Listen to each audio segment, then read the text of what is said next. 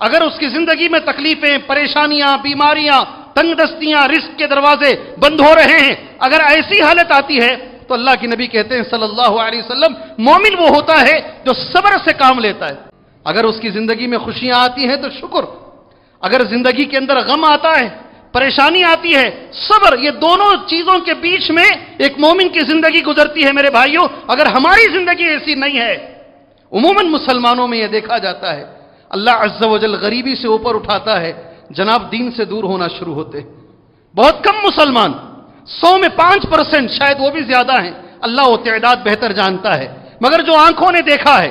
جو گزشتہ اتنی زندگیوں میں ہم نے دیکھا ہے، غریب ہیں، عصر کی نماز پڑھی جا رہی ہے، ظہر کی نماز پڑھی جا رہی ہے، نماز فجر کے ساتھ کاروبار کا آغاز کیا جا رہا ہے، اللہ عز و جل نے تھوڑا کیا مال دے دیا، اب ان کے نخرے بدل جاتے ہیں، ان کے طریقہ بدل جاتا ہے، طرز زندگی، لائف سٹائل